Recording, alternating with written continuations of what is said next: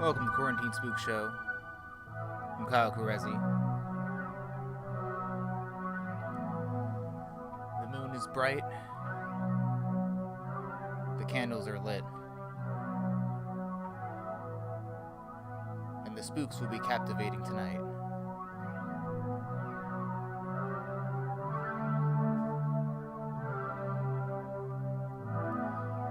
Now I'm going to draw one card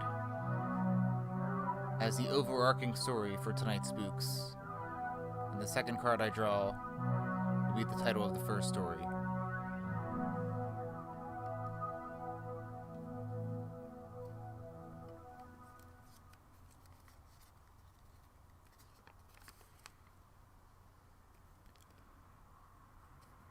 Alright, I'm gonna say this out loud. Correct me if I pronounce it right. Pumpkins are a queer's best friend. I'm gonna say that's the right title. However I read is gonna be the thing. Alright.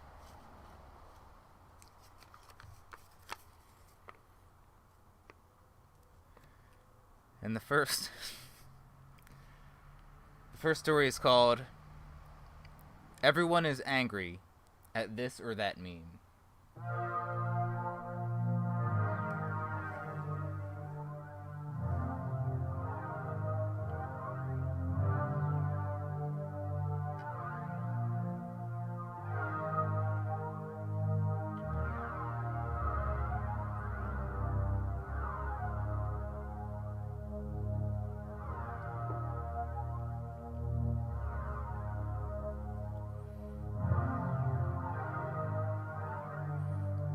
Godwin spent arguably too much time at the office, throwing himself at the sheer volume of coding. He knew 12 languages in code, up to and not including HTML, Java, and C#. He sometimes wished that these coding languages were actual languages. So he could say, yeah, I can speak 12 languages. But he only knew English and a little bit of Spanish.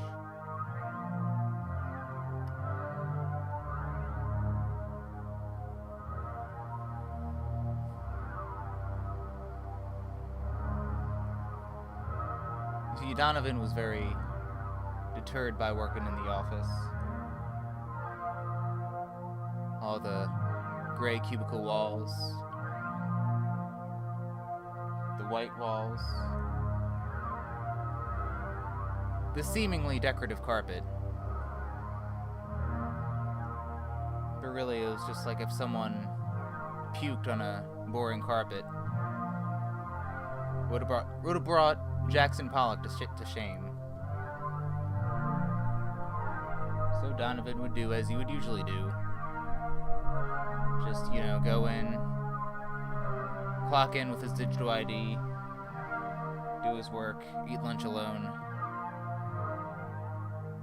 and then he'd leave. And then, when he was at his house, he would just, sit and watch TV. A lot of people gave cable a bad rap these days, but Donovan, he still saw the value in cable. He liked watching The Price is Right reruns. They're not having new episodes right now. Can you guess why? But Donovan would go into his office and, just do all the same menial tasks. But the one captivating thing that he felt was unique to his office is that his office had a really strong meme lord game. There were memes posted all over the place, all along people's cubicles and on the doors and the break rooms and stuff. Some of them were oldies, like a, Grumpy Cat or a Pepe before he was repurposed as a Nazi symbol. But then some of the newer memes, you know, a lot of them had cats. What Donovan didn't know is that if any true meme lord walked in through his office, they would argue that his staff's meme game was out of date. But Donovan didn't care. He was just into his memes, you know? Every night before bed, he would just browse meme Facebook pages, you know? And share them on his wall. And always had a lot of likes from people who were super into memes. Like, too into memes, you know? They just like it with a little thumbs up. And then just say, nice one, dude. And then Donovan would like that comment. No, if you asked Donovan, he wouldn't have saw this as mundane at all. Dedicating himself to memeitude. It was almost like a double life. He'd go in and do the typical types of office work that movies like Office Space make fun of. But when he was online, he posted those memes. He posted them hard.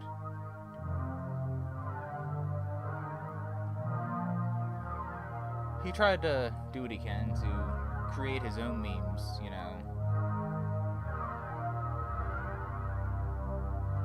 But none of them ever had any traction, you know. He tried cats. He tried socialism. Nothing really worked. But then one day,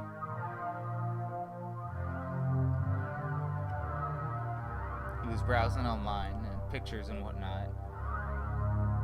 At first he was looking at horror movie picture clips, you know, including Gremlins 2, Suspiria, even The Lighthouse. But then he thought about the current times, and he thought about living sustainably and what that would be like. So he typed in some Google searches to fit that idea.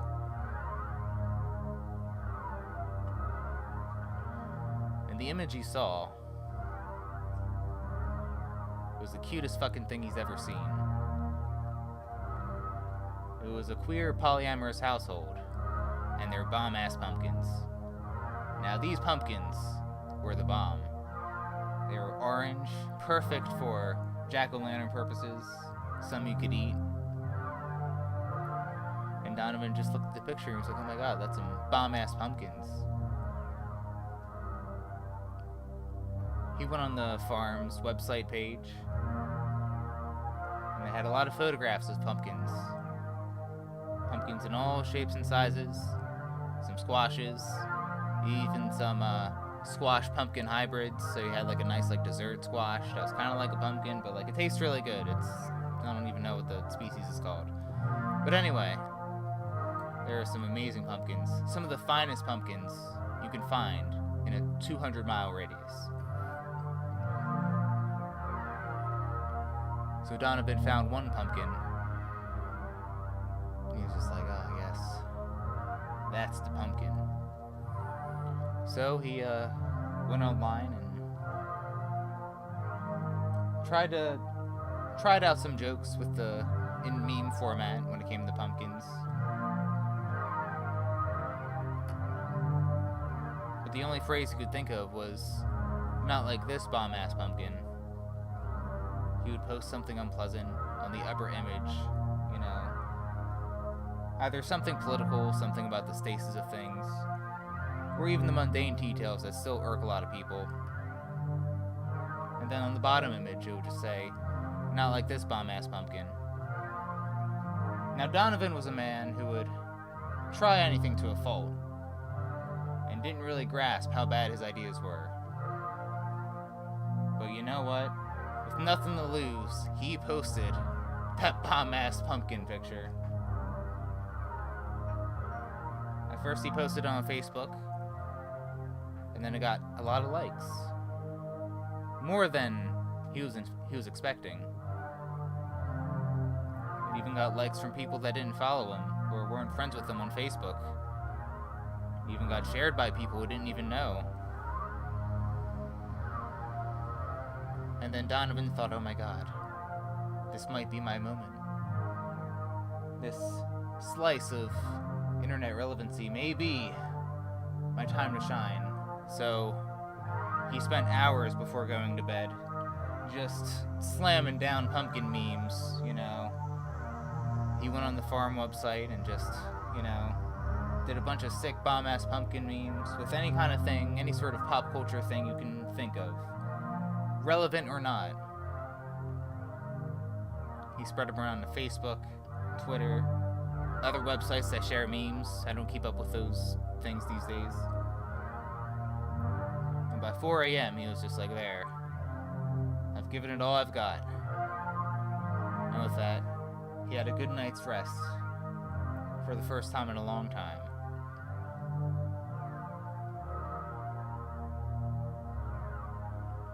So then that next week, you know, things went on as normal, just, you know, doing just mundane coding tasks, not even like intriguing, thought-provoking coding, just like really dull, easy tasks.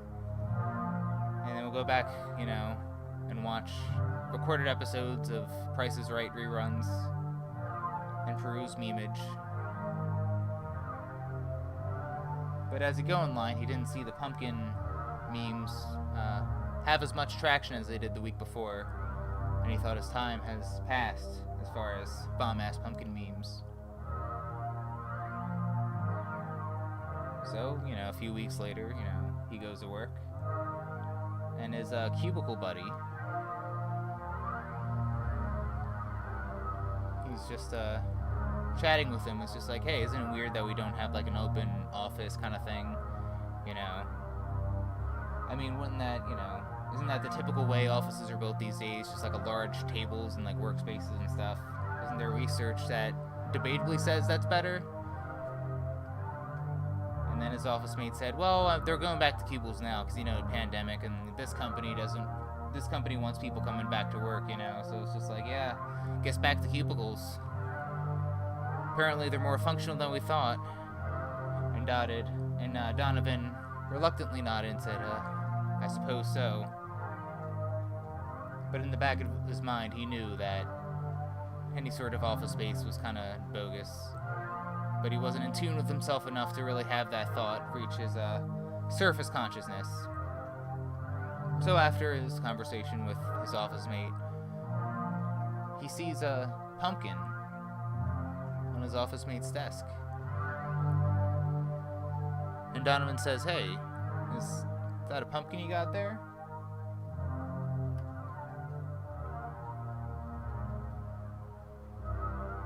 And then the office mate said, well, yeah, you know, it's a bomb-ass pumpkin, don't you think? And Donovan says, yeah, I suppose it is. And then the conversation was left as that. So then Donovan takes a break, goes to the break room, you know, has his little cup of noodles cup that he microwaves. But then on the break room counter next to the coffee is another pumpkin. And he thinks, that's weird. It's not even August yet, and already people are really into having pumpkins around. He turns and sees another employee, receptionist for one of his bosses, hold and cradle this very large pumpkin. And then Donovan says, hey, where'd you get that pumpkin? And then the woman says, oh yeah, isn't it a bomb-ass pumpkin? And Donovan says, well, yeah, I guess so, but where did you get it? And she was just like, I just found it at this little farm in Idaho, you know? And he was like, oh, okay. So as the day went on, he started to see more and more pumpkins surround his office. And as the weeks went on, he noticed an increased attachment of his office mates and pumpkins.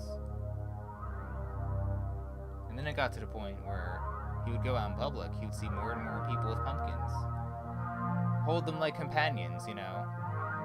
Like the way Tom Hanks had Wilson in Castaway, you know?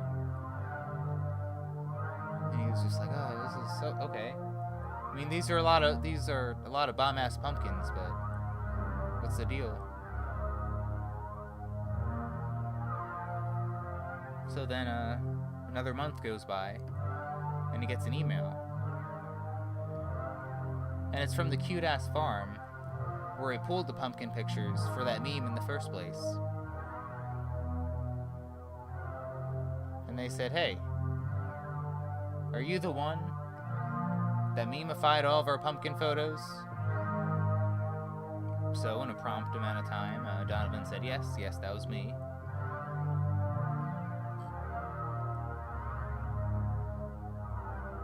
And then the cute-ass farm says, well, how far did the meme go? And Donovan replied, I don't know, people are really into it, you know. And then the cute-ass farm says, well, you gotta delete all the memes that you posted. Donovan responded, why? You see, even though these pumpkins are bomb-ass, and our farm is cute as fuck, these pumpkins are evil. You see, we didn't know this particular harvest of pumpkins were evil until we let them hang out with us, you know. They started to get sentience. They started to eat our livestock and all that. So we had to destroy the pumpkins. And we got rid of those photos off the website. Because these pumpkins are hypnotic. They lull you in with a false sense of security, and then they get you. And Donovan says, well, that's pretty ridiculous, you know. I mean, don't you think people are, like, carrying pumpkins around because they're just bomb-ass pumpkins? Or pumpkins are bomb-ass in general? And the farm responds, have you been seeing people with, carrying around pumpkins and all that?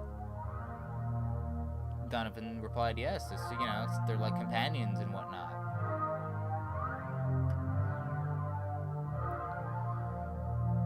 And then the farm replies, alright, you gotta get to a safe spot. Tell everyone you know to throw away their pumpkins. They must be destroyed. And Dominica's just like, no, why? Why would we do that? And the farm says, you see, the seed of evil from our little farm has spread to other farms. We don't know how far it's gone. But if someone is overly attached to pumpkins, they could be hypnotized by the pumpkin's power. So they must be destroyed. Otherwise, you better not cross their path. And Donovan asked more questions, but the farm didn't respond. Donovan's just like, oh, that's a old email chain. Surely there's nothing evil about pumpkins, or a companionship-like attachment to them. So that next week, he goes into work, goes to his cubicle, and then when he sees his office mate, his head's missing. And then it's just a pumpkin he had, which is now bigger, carved like a jack-o'-lantern, and pieces of his office mate's head inside the jack-o'-lantern's head. The blood oozing from the jack-o'-lantern's mouth. And Donovan says, I'm gonna grab some stuff in the break room and then kind of leave early today. So he goes into the break room, and then he sees another office mate he's friendly with. And he says, Donovan, how about these bomb-ass pumpkins, am I right? And Donovan's just like, what? And his office mate says, they're just eating people's faces and heads, it's crazy, Just people are being devoured, there's corpses all over the place, haha! And Donovan's like, okay. Donovan doesn't say anything more and he just leaves. And Donovan thinks to himself, if this obvious bad thing is affecting a lot of people in very subtle ways, perhaps I should steer clear of that thing.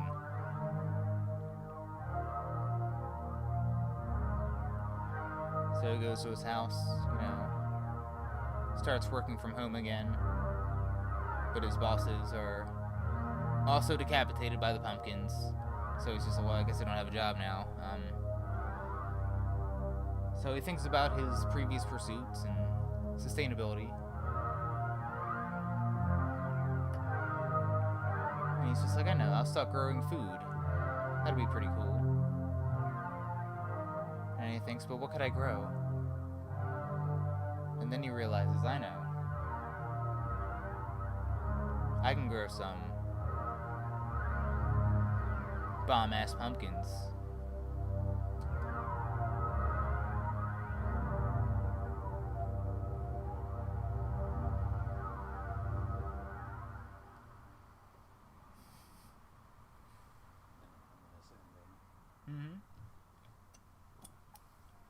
Nice little farm story, And the first story is the first pool was pumpkins are a queer's best friend, so probably more pumpkins are coming. I'm looking forward to it.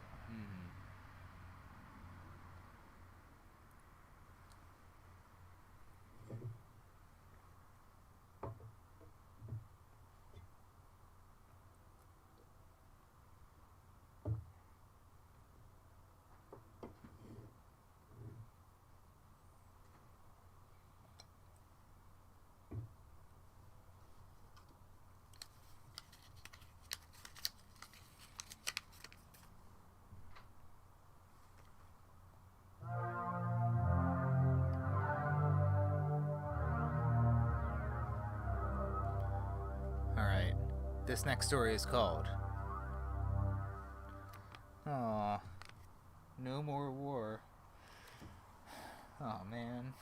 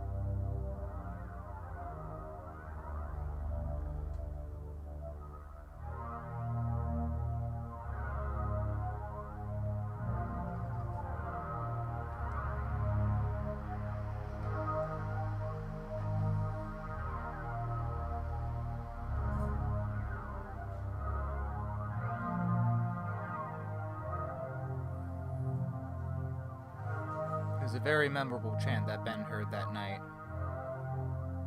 It was the night at one of the many protests in Portland, Oregon, after the feds showed up. And when the intensity of them heightened, the chant he heard was "No more war, no more war."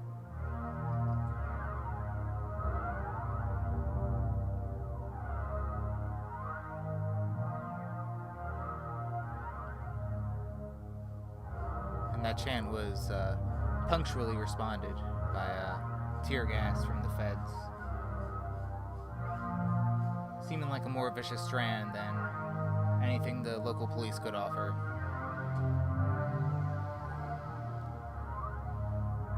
And it stung Ben's eyes, and he got into a real coughing fit. It felt like he couldn't breathe, so he thought, okay, time for me to leave for tonight. So he got in a car with his friend and drove off, because he never went to these events alone.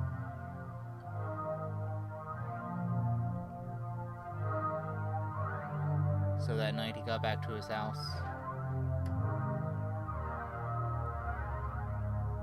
tried to wipe the tear gas off his face, out of his eyes, showered, mentally regrouping. try to go to bed, but his adrenaline was too shot up. But as he lied awake, trying to sleep,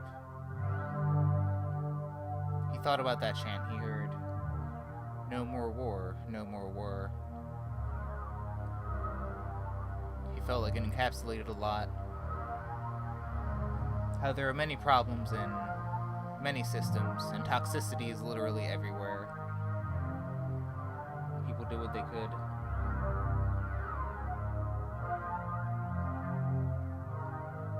To upend corrupt systems to the point where they weren't salvageable.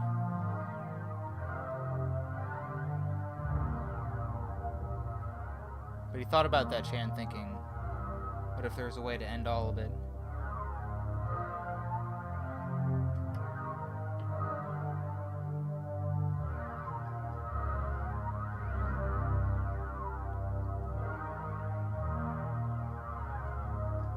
So he went to his job that next day, working on a fairly large farm, you know. It was harvest season. He was just, picking some berries and whatnot. And then he trips over a vine. And it's a vine for one of the pumpkins. And he sees the pumpkin, and it's, it looks green, but it's definitely ready to reach its full pumpkin form fairly soon. But then he looked at this pumpkin, thought about it more looked at it in a peculiar way.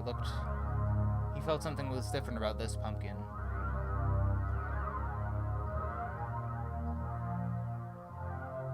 So as the person he works for, he just shouts like, "Oh, did you trip and fall?" And then Ben says, "Yeah, I did." And he says, "Hey, so it's still cool if I could take food home and stuff, sometimes, And then the farmer said, "Yeah, if we got enough to give, then yeah, sure, you can take what you need." And Ben said, Cool. Say, when this pumpkin here is ready to harvest, then can I bring it back with me? And the farmer says, "Yeah, sure. Sounds good to us."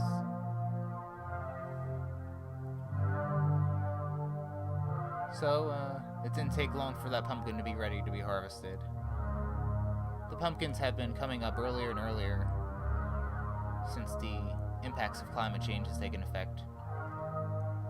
But even by those standards, this pumpkin definitely bloomed early.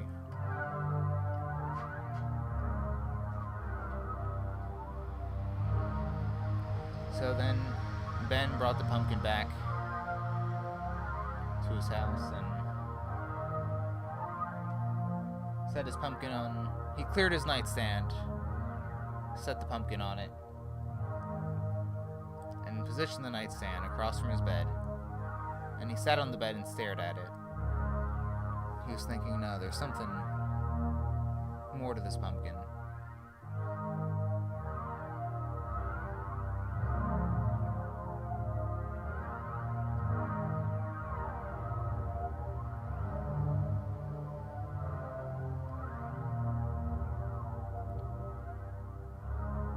He spent that whole night staring at it.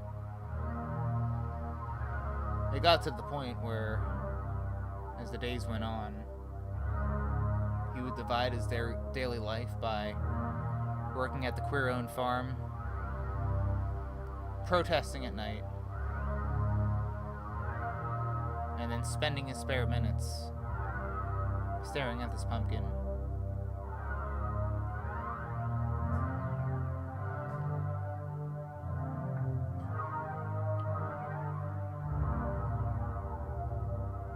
He didn't know why he stared at the pumpkin. Just something about it. Maybe it was a lack of companionship during the pandemic. But he felt like this pumpkin had answers.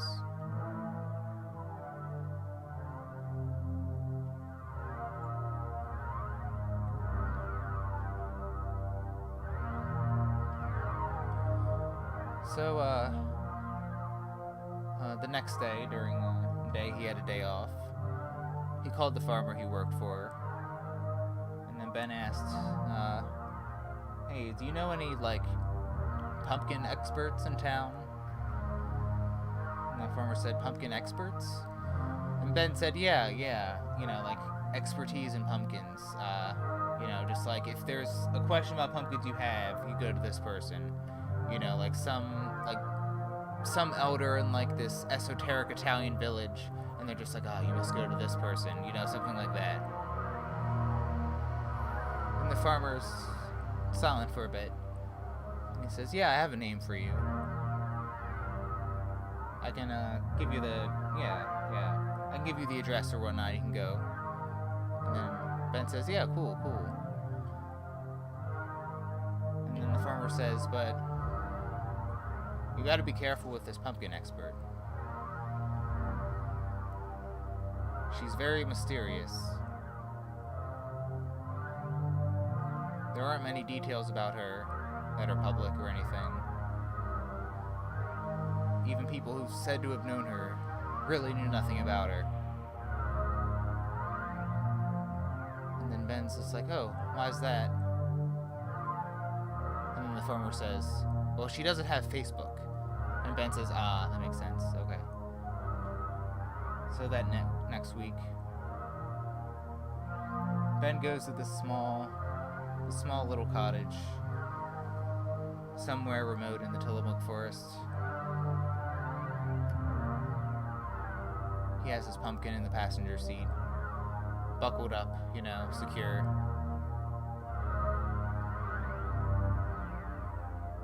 He unbuckles the pumpkin and unbuckles himself, grabs the pumpkin, heads to the cottage. And then he knocks on the door. He doesn't hear anything, so he knocks again. And then he hears a voice that says, take off your shoes. And Ben says, yeah, okay. And then when he takes them off, he says, oh, I also have my mask on, you know. And I'll stay 6 feet apart. Or if you want to come out here, but, I need to talk to you. You see, I need to learn more about this pumpkin. And my boss said, you know, that you might have some answers behind that. And then the door quickly opens. And there's an old woman standing there saying, I'm not the one with the answers. And then she points at the pumpkin. She invites him in and they sit at a table together. She serves him tea and all that.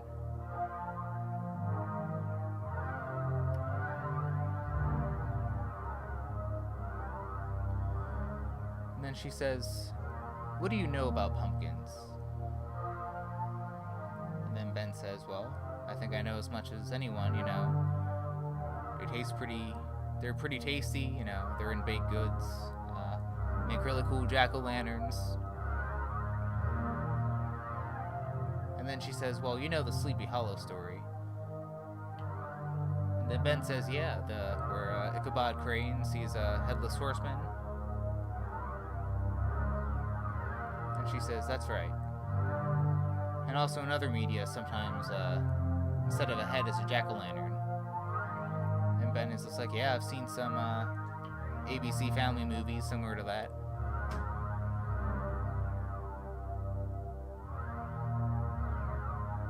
And then the woman says, yes.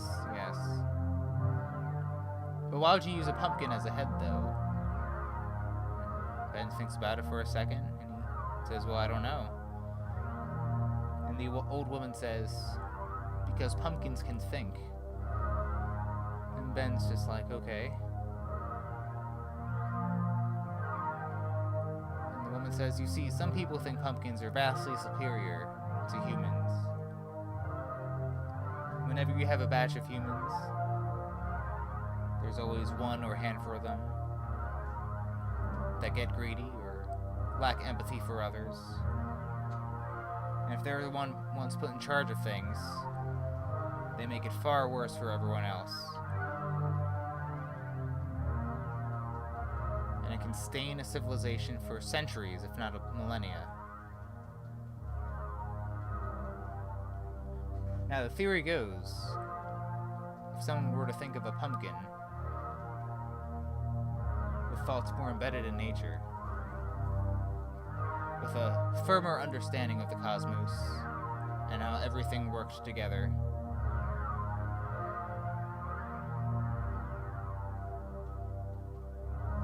then perhaps they can make better decisions about society, about the people around them, the people they love, about systems they work in and outside of, how to make those systems better. And Ben was nodding. He said, okay. And the woman says, surely, the research of Dr. Leviticus. And Ben says, no. And she says, well, he had his theories of his own. Though he disappeared not too long ago, he also had a certain fixation with severed heads. And he seemed like he was at the cusp of something. But I'm sure any breakthroughs he made were between him and his own research that he didn't document.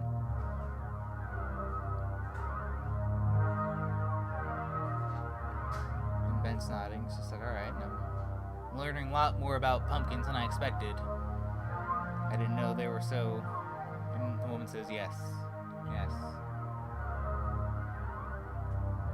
But I'm surely what I'm telling you isn't surprising. And Ben says, no. There's really something about this pumpkin. And the woman says, that's right. Now, I'm sure you're wondering how to access this knowledge that this pumpkin has. And Ben says, yes, I want to know. There's a lot where my species went wrong. The way we treat each other. The way systems are built. Even if they're demolished, they're rebuilt. And sometimes an even worse iteration. Or if it's a better iteration, then it doesn't last long. It almost seems like the plight of my species and many people in it feels inescapable, and I want to do something to fix it. I want to save people and help humanity.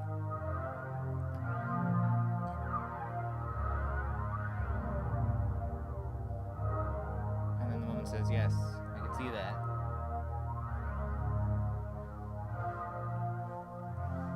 And I know how you can do it.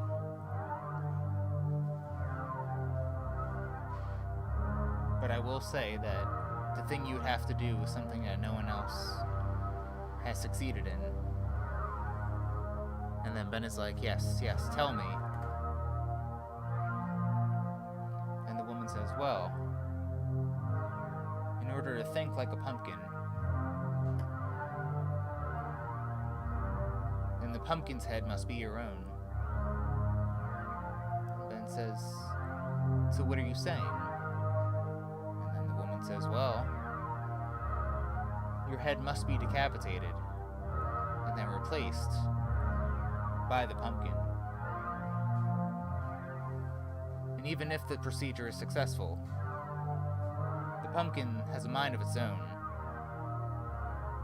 So your wishes may not coincide with the pumpkin's.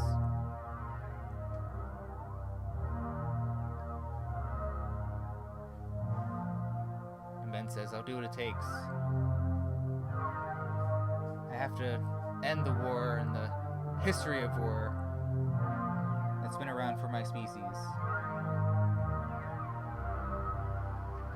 And the woman says, oh, so you're willing to do it? And Ben says, yes, I'll let you do the procedure. She says, oh, no, I don't think I could. But I do know someone who can do it.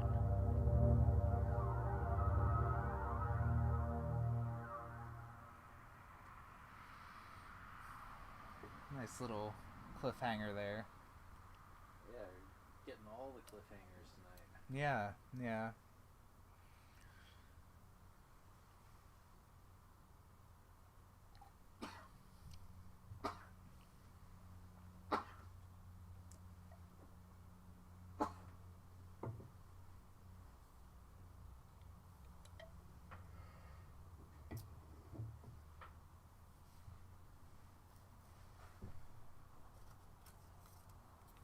I'm going to do one more. And I think this is going to be the final story. Because they've been running a bit longer.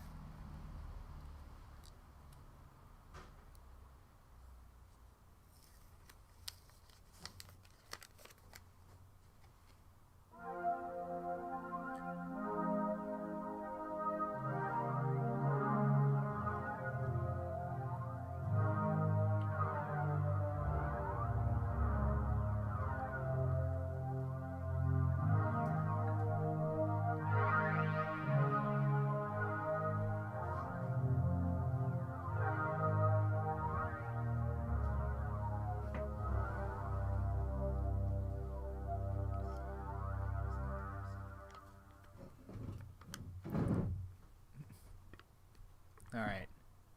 This story is called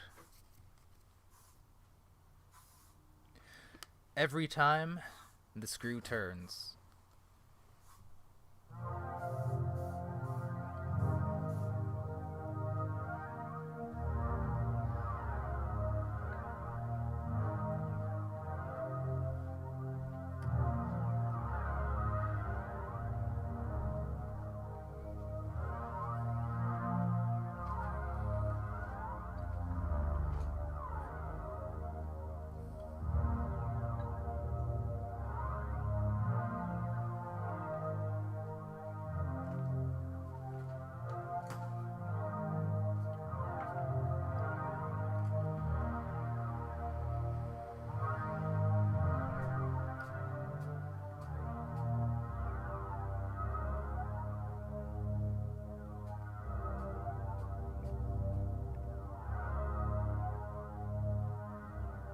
Ben spent a long time driving. The directions the woman gave him were very convoluted and were scribbled on a napkin, so he had a lot of trouble finding this farmer. But it's not like he had Wi-Fi anyway, so he kept driving in the same fashion as he did before. His pumpkin had a seatbelt in the passenger seat. He had a bag packed. He didn't know what was in store. He didn't know anything about this farmer, other than that it could unlock the secrets that this pumpkin may have had to lead the human species on the right track.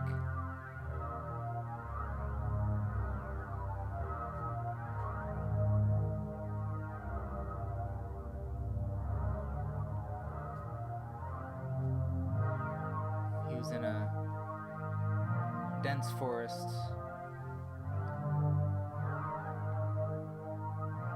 The longer he drove and the darker the sky got. The tops of the trees blended with the night sky, and he could only rely on his headlights to find his way.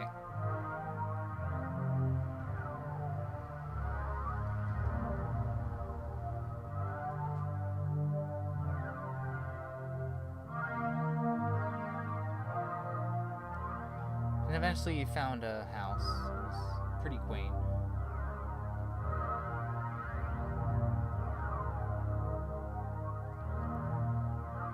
He drove up to it, brought him and the pumpkin out. He had his mask on, and then had the pumpkin under his arm. And then he heard a shout from the house, "Stop!" And then Ben froze. Put the pumpkin gently down on the ground.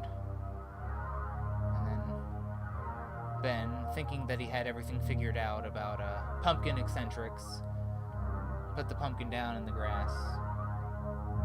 And then the voice from the house said, "Alright, now step 2 feet away from the pumpkin." And Ben, being confused, stepped away from the pumpkin. And then the front door opens and a very paranoid farmer in overalls. And he says, "Who are you?" And he says, "My name's Ben. The old woman, Kathy, from the Tillamook Forest, said you could help me have the knowledge of this pumpkin transferred to me. I hear you're the guy, I hear you're the best, so if you can help me out with this, I'd greatly appreciate it." And the farmer slowly nods and says, "What do you think you know about pumpkins?"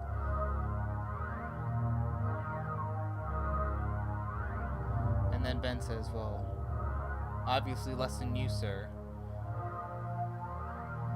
And then the farmer nods slowly, almost impressed and thinking. Then he says, "What's your name, kid?" And then Ben says, "Oh, I'm Ben." And the farmer says, "Okay. My name's Donovan. Come inside." So Ben walks in, and again, just like similar to the old woman's house, Kathy's. They just sit at a table, have some tea. And Donovan says, "Well, you can spend the night here, but I don't want you staying long." And then Ben says, "That's fine. I just want you to do the procedure and, And then Donovan says, what do you think you really know about pumpkins?" And then Ben says, "Well, I hear pumpkins have just like the purest of knowledge, and I think if I have that knowledge, I can really help out the human species in some way." And then Donovan nods and says, "Okay. So you think you can save the world if you have this pumpkin's knowledge?" And then Ben says, "Yes, I think I can."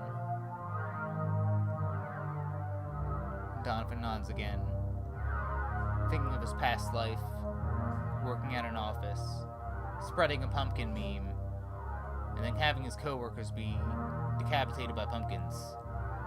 And then he says to Ben, "Did you know that pumpkins can be evil?" And Ben says, "Well, if anything can be evil, then surely pumpkins can." And Donovan says, "That's right. You see, if I do a procedure where you lose all of your sentience, and you embody the insentience of a pumpkin, if it's an evil pumpkin, it'll only use the knowledge that you so desperately crave for sinister ends." And Ben says, "Well, we have to try, at least."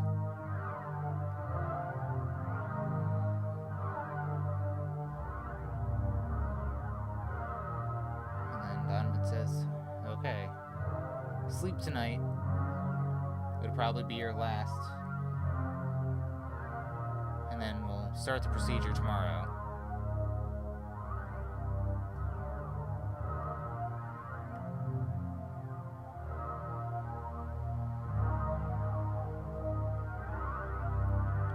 So then Ben wakes up. Donovan's already up. He woke up at dawn and then has some coffee ready. Ben goes in, has some coffee. He's just like, "Oh, this is good coffee." And then Donovan's like, "Thanks, I got it from my last job, same type that they had, but anyway." So they have their coffee together. So Ben walks out of the house, and he sees that the pumpkin's gone. And in a slight panic, he says, "The pumpkin's gone." And Donovan says, "Yeah, I don't know what you're expecting." And Ben said, "What do you mean?" And Donovan said, "Well, you see, pumpkins have a mind of their own. They do as they please, just like humans do.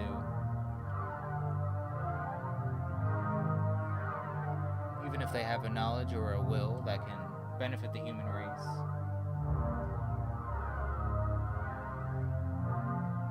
Yeah, they'll just still do their own thing."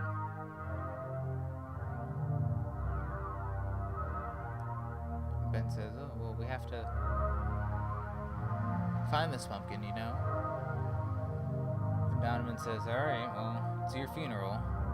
Couldn't have gone far. You see, pumpkins don't have legs. Probably rolled somewhere, I don't know." Could be anywhere, really. We're, again, not that far. Not a lot of places to roll in these woods, but we can do a perimeter check. And then Ben's alright.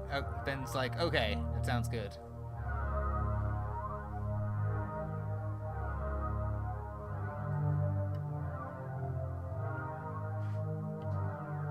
So then, Donovan wants to get some gear from his house. And he steps on his porch. And suddenly it collapses. The porch was demolished just by one step on it. And when they both stepped on it, they could have sworn that the porch was sturdy. And then Ben says, "Oh shit, are you okay?" And Donovan says, yeah, I'm fine. It's just I don't know what happened with this porch. And he says, "Wait a minute."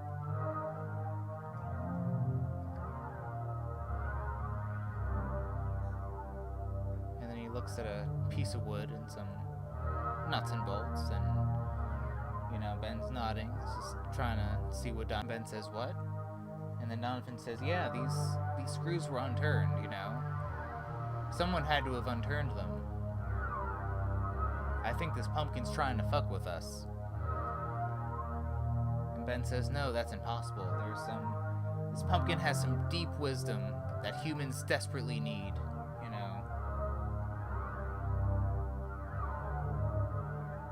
And Donovan says, "No, I'm telling you, kid, this pumpkin's a fucking asshole. He's fucking with us. Probably used his hypnotic technique to hypnotize you to thinking he had some deep wisdom. Perhaps he was just manipulating you. You see, the reason why I know the procedure to install a pumpkin head onto a person is because in my last job, everyone was obsessed with pumpkins. And the pumpkins decapitated all of them and devoured their faces and their skulls. Some of the pumpkins, even tried to walk around as people, but none of them lived very long, a few days tops. But I did my own research and figured out a way to do it sustainably. So if I were to do that for you, you would not only be sacrificing yourself, but this asshole pumpkin would be controlling your body." And Ben thinks about it. He's just like, "Well, how do we know if the pumpkin is evil like you say, or wise and true like I say?" And then Donovan says, "Well, that's the thing about pumpkins. You can never know what they're thinking. Anyway, we better look for this pumpkin."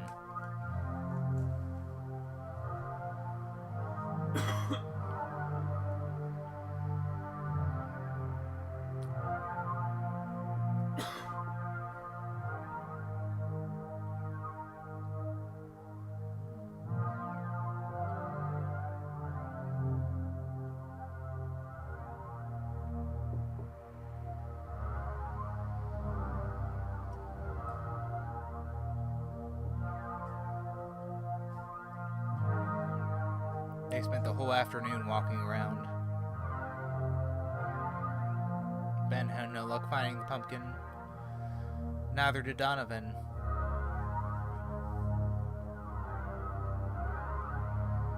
Couldn't find it anywhere in the woods. They found some squash-shaped things, but it was just some debris and some acorns, pine cones, some mushrooms. It's chanterelle season, so they're really into that. But still, no pumpkins.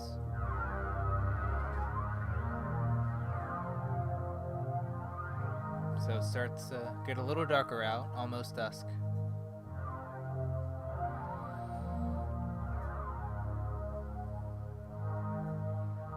And Donovan says, "Alright, I think we gotta turn in. I don't think we're gonna find this pumpkin out here." And then Ben says, no, we gotta find this thing. If we find this pumpkin, we can save humanity. And then Donovan just simply said, hey, have you ever thought about, instead of trying to find this one-phased form of salvation, and you actually put the work into, trying to repair or dismantle and rebuild these systems that you're talking about, you wouldn't really need a pumpkin to just fix everything for you, It's probably how these systems got this way in the first place, Actually doing the work, and all that jazz. And Ben's just like, no, this pumpkin can fix everything, surely. And Donovan's just like, okay, alright, keep looking for this pumpkin. But I'm just saying, a little bit more work on your part. And Ben's just like, yeah, I get it. So they keep going to the house. They arrive at the house. And they go in. And then Donovan's house is completely destroyed. Everything's dismantled. All the wooden beams are falling apart. His stairs are collapsed. His second story is completely collapsed on the first story. It reminded him of when he first built this house in the woods and dedicated himself to become a pumpkin farmer, but then realizing the true evil of pumpkins, as he believed, he was just like, nah, I'm just gonna live out in the woods. He's just like, oh, my house is destroyed. Ben, your pumpkin destroyed my house. And Ben's just like, well, we don't know if it's a pumpkin. And then Donovan was looking around, and he said, all the screws are unturned. This pumpkin is being a very precise asshole, and just dismantling, the wooden structures that exist in this house. And Ben's just like, all right, well, let's just find the pumpkin, we still gotta work on that. And then Donovan's like, all right, well, I don't know how to find pumpkins, though. And Ben's just like, yeah, I don't know either. I thought you were the pumpkin expert. And Donovan was like, no, I just know how to cut people's heads off and put pumpkins on them. I'm not like a farmer or anything. And then Ben's just like, well, shit. So they sit in the dilapidated house, trying to think of a way of how to find this pumpkin.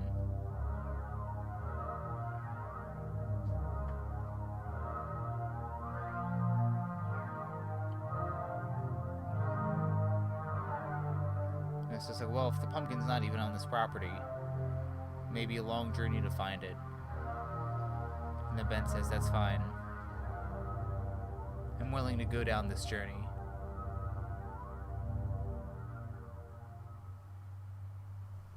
I'm gonna do one more spook, so I want to see how the story ends.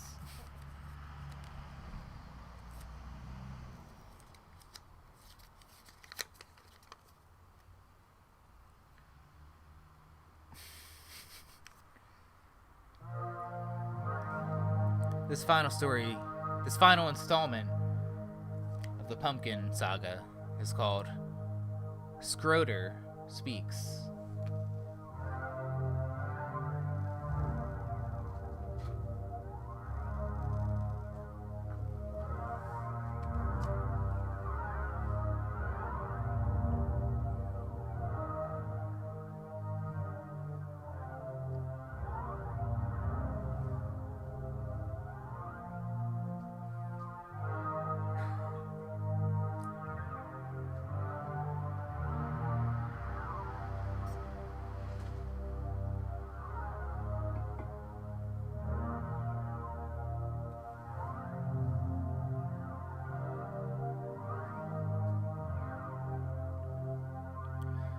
Ben and Donovan became masters of tracking pumpkins.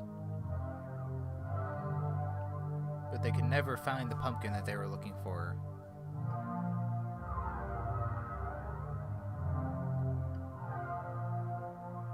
They found other pumpkins, some of them rogue, some of them reported missing.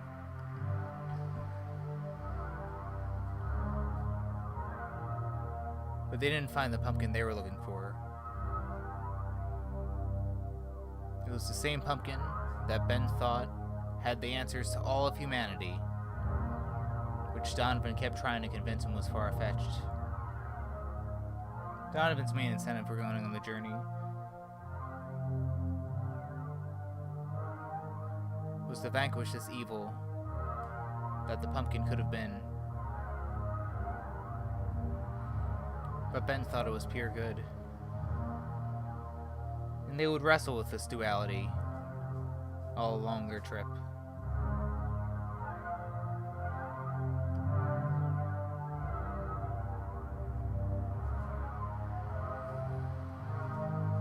They would drive long nights throughout the forest, throughout deserts,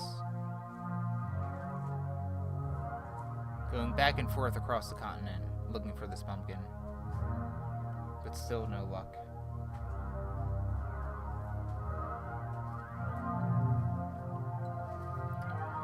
Until, though it took a long time, Donovan asked Ben, "Where did you find this pumpkin in the first place?" And then Ben said, "Well, I found it at a farm that I used to work at." And then Donovan said, "Well, let's try going to that farm. Maybe he was trying to get home all along."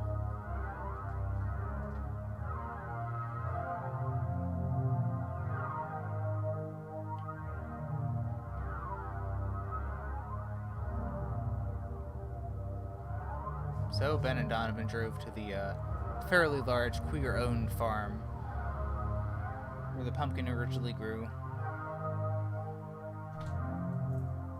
So, they both wore masks and then went to the front door and knocked on it, and then the farmer that Ben used to work for answered, whose name was Theo. And then Ben was just like, "Hey, Theo, when I used to work for you, there was this pumpkin that I really wanted, and you agreed to let me have it, but that pumpkin has gone missing. So we're wondering if, this may sound crazy, but if that pumpkin has come back somehow, again, pumpkins don't have legs, so maybe the pumpkin rolled over, or maybe someone brought it over." And then Theo said, "Well, we farmers have a mantra that pumpkins are a queer's best friend. I sure do love pumpkins. I'll do everything for this pumpkin. However, I can't let this pumpkin leave my farm." And then Ben said, "Well, why not?" And then Theo reluctantly said, "Well, let me show you two." So, by inside the barn, where they have like a little lab where they can grow fruits year round. There's a little door with a little stairwell. They go down the stairs, go down a hallway, then another stairwell, down to a deep, deep basement.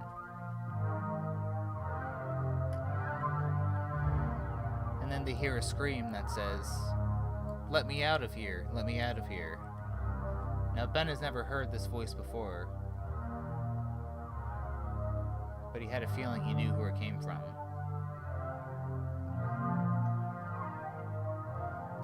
So they go to this little room and see this glass window of a two-way mirror.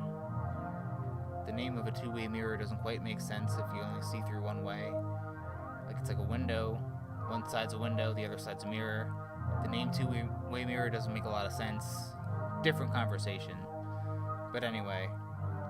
So Ben, Theo, and Donovan, they're all seeing this mirror.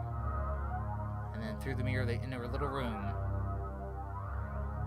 They see the pumpkin. Except the pumpkin's face has a jack-o'-lantern carved into it. And it's moving like it's speaking. And that jack-o'-lantern attached to a body, stomping around, trying to get out of the room. And the voice comes from the pumpkin head. Let me out of here, let me out of here. And then Theo said, there's your pumpkin. And then Ben says, I don't understand. Why are you holding this pumpkin in captivity? And Theo says, well, he actually goes by the name Scroder. And then Ben says, well, Scroder, why are you holding Scroder in captivity? So then Theo says, well, I knew it was a pumpkin that grew on this land when the pumpkin first arrived. So I kept it safe, treated it well, as I treat all of my harvest and produce and livestock, just treating it like our own, But then one day, Scroder got a little greedy and decapitated one of our farmhands and seized his body. And then Ben says, well, sure, but I think this pumpkin has a lot of wisdom that can benefit humanity, I don't know why this pumpkin is captive, though. I mean, the pumpkin just wants a body, wants to communicate, And Theo says, yeah, that's one argument. If it was just that argument, I would, let Scroder be free to roam about humanity.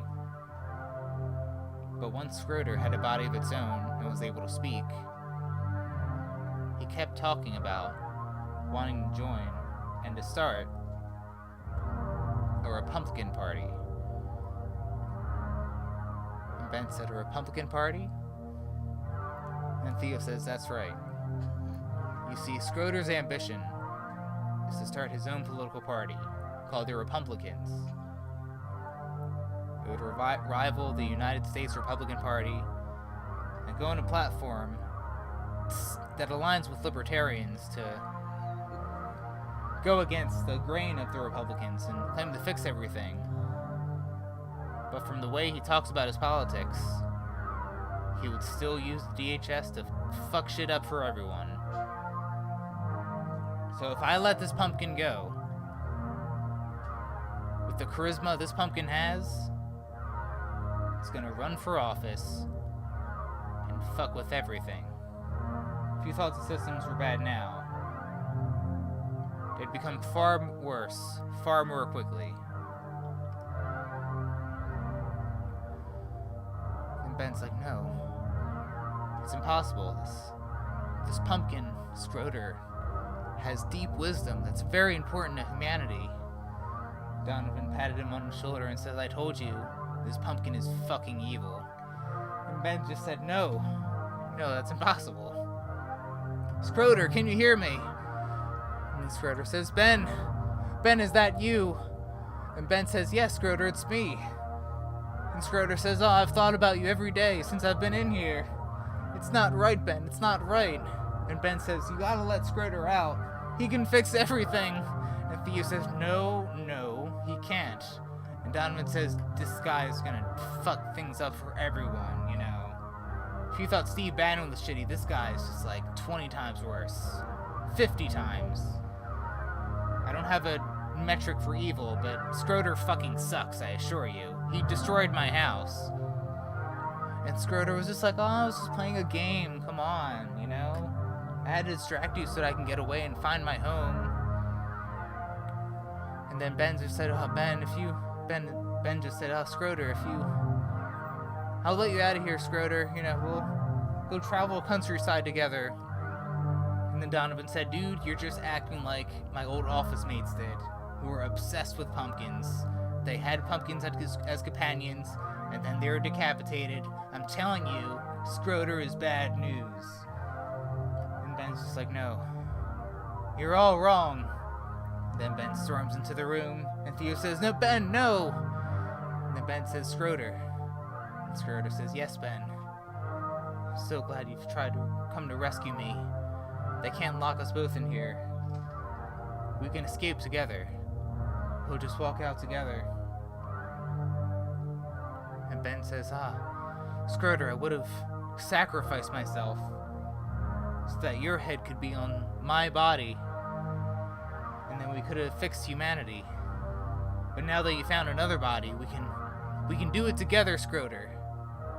And Scroder says, yes. That's right, then.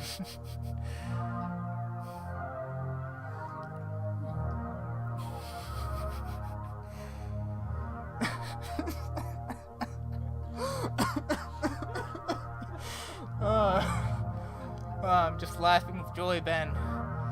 Finally, I've never felt love before in my short life. I'm so glad you've come here to rescue me.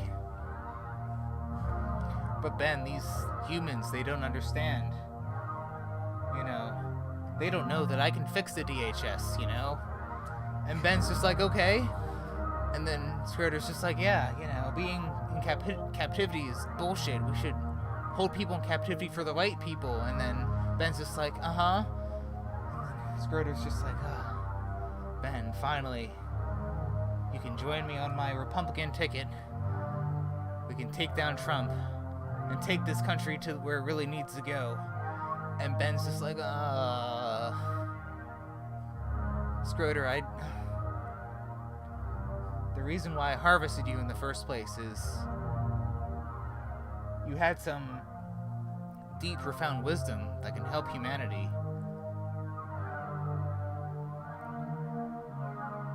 And then Scroder said, yeah, I do. And I'll tell you everything I know, all the cosmic connections I have. I'll reveal this information to you if you can let me out. And Ben says, okay, how do we do that though? Everyone's kind of looking at us and it's pretty awkward. I think, Theo and Donovan looks like they're gonna pounce. And then Scroder just nods and says, I know what to do. And then suddenly Scroder grabs Ben, and then Scroder and Ben faces Theo and Donovan, and Scroder holds Ben like in a hostage situation. And Scroder says, let me out or I'll kill him. And then Ben says, Scroder, what the fuck are you doing? And Scroder says, let me out, I'm gonna kill him, I'll do it. I don't care about humanity, whatever, I'll do it. And Theo's just like, Jesus Christ, Scroder, fine. We'll let you go. Please don't harm Ben. And then Donovan's just like, fuck Ben, that guy's evil. And then Scroder's just like, I'll do it. And Theo's just like, no, go ahead, go. And Donovan's like, Theo, just don't do it, you know? Scroder's just gonna fuck shit up for everyone. And Scroder's just like, I'm gonna do it. And Theo's just like, Donovan, we have to let him go. We can't sink to his level. And then Scroder slowly scoots out, holding Ben, who looks fearful of his life. And Scroder says, that's right. Yeah. He goes up the stairs, up the hallway, up the other set of stairs, into the barn, and then leaves the barn. And then eventually he goes to Ben's car, and then lets Ben go. And Ben just coughs a little bit, feeling his throat was sore. And Ben was just like, that was a pretty aggressive plan, don't you think, Scroder? You could have told me at least. And Scroder said, yeah, well, I knew I knew it would work. Just had to act fast, you know. They could have locked us both down there. But now we're both free, Ben. You released me. You freed me upon humanity. And then Ben says, yeah, it's okay. So Ben, Scroder, this is Ben speaking. Ben said to Scroder, I've let you free. You know, I harvested you. I treated you as my own. I tried to treat you the best I could until you escaped. And then I released you as you were captured. So now tell me, please tell me the knowledge and wisdom that can save humanity. I'm dying to know. And then Scroder nods in a very wise, sensei kind of way, very zen. And then he opens the the driver's side door in Ben's car, closes it, starts the gas, and then he says, "Every man for himself," and then drives off. Ben watches the car. He sprints towards it, running as fast as he can. But Scroder drives faster. Eventually, Ben's legs give out, and then he falls. He looks up again, seeing Scroder drive his car out towards the horizon.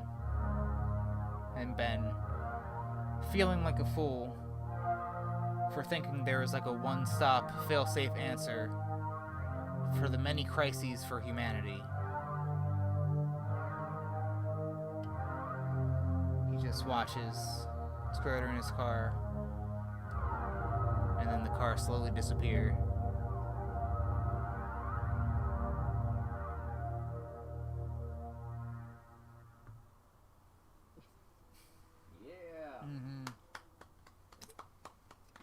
Yeah, that was a nice little saga there. Goddamn Republicans, man. It's more than Republicans, though. Well, that was Quarantine Spook Show. Just remember, like the first card drawn, pumpkins are a queer's best friend. Except for Scroder, obviously.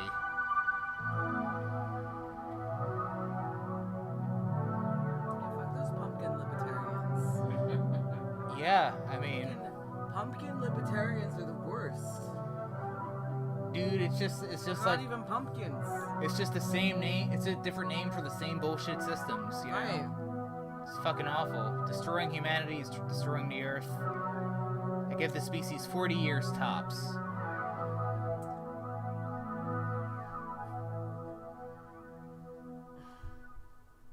Sage myself extra after that. What was that? I said after